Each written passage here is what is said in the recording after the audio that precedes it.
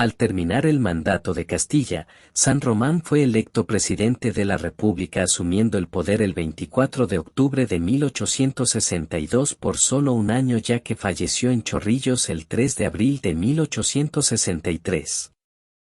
A su muerte asume el mando el general Pedro Díaz Canseco segundo vicepresidente. Al año siguiente se encarga de la nación el primer vicepresidente general Juan Antonio Peset. Durante el gobierno de Miguel San Román se establece el sistema métrico decimal de pesos y medidas y el sistema bimetalista de sol de oro y el sol de plata. Como dato interesante, Miguel de San Román muere en los brazos de Ramón Castilla, aparte de que ese día habían ido a su visita Echenique y Manuel Ignacio de Vivanco. Luego de eso gobierno, como ya se ha mencionado, entró al mandato Juan Antonio Peset. Este personaje fue ministro de guerra durante el segundo gobierno de Castilla. Se hizo cargo de la presidencia tras la muerte de San Román. Durante su gobierno se produjo el ingreso de la escuadra española en el Pacífico y tuvo que afrontar la sublevación de Mariano Ignacio Prado, donde renunció a la presidencia el año de 1865. Ahora vamos a pasar a hablar de la guerra con España.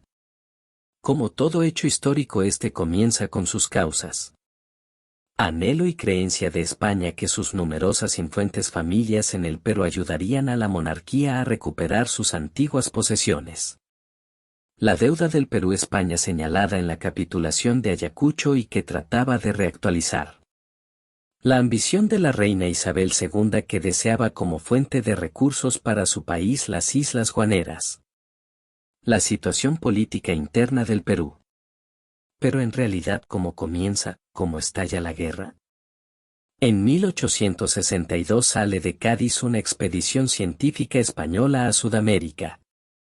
Luego de un año de viaje la expedición llegó al Callao en junio de 1863, pero luego se retira del puerto antes del día 28 de julio. Instante en Lambayeque, Hacienda Talambo, se produce un enfrentamiento entre colonos españoles y peruanos, muriendo un español. Este hecho fue muy exagerado por la escuadra española y la corona española desarrolló una gran campaña publicidad en Europa para atacar al Perú. En España inició una serie de negociaciones con el gobierno peruano que demoró hasta abril de 1864. Para estas negociaciones la corona ha pedido al comisario Regio Salazar y Mazarredo, que no aceptó la diplomacia peruana, reduciéndose en respuesta a la toma de las islas de Chincha por la escuadra española que Salazar y Mazarredo la reivindicaba para España. Mientras tanto el presidente Peset reemplazaba a San Román por muerte prematura y tuvo que afrontar los incidentes, aunque el gobierno por una parte negociado con España, por otra parte envió una delegación a Europa para comprar armamento.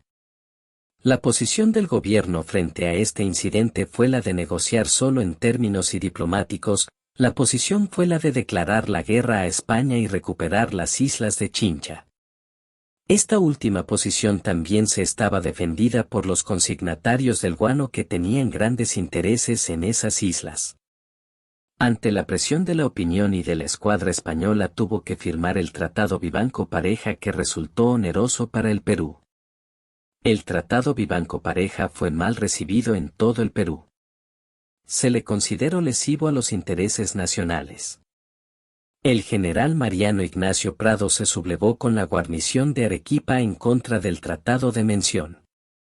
Se plegaron al movimiento de los liberales encabezados por don José Gálvez. El ejército revolucionario avanzó sobre Lima logrando ocuparla.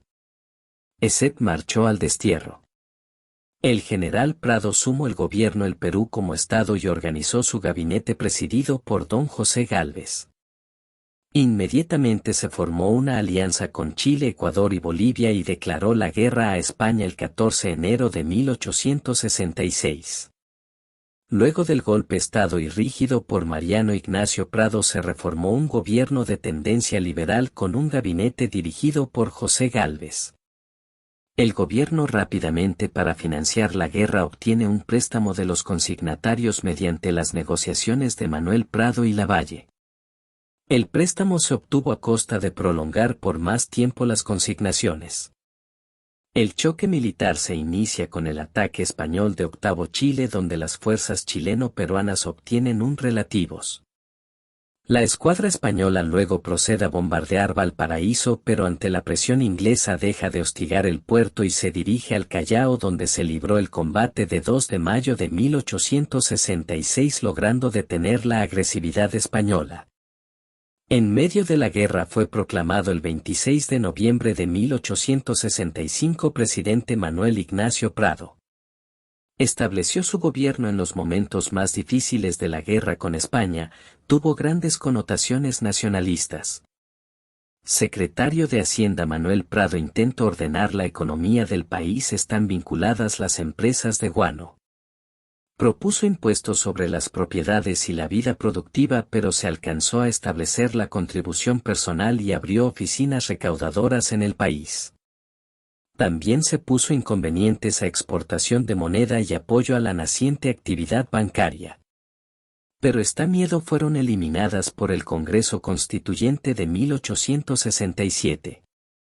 En 1867 se sublevó en Arequipa el general Pedro Díez Canseco. Poco después se levantó en Chiclayo el coronel José Balta. Después de una serie de situaciones conflictivas, en General Prado depuso el cargo. Con esto termina una etapa conflictiva internacionalmente y marca el comienzo de la crisis financiera del guano.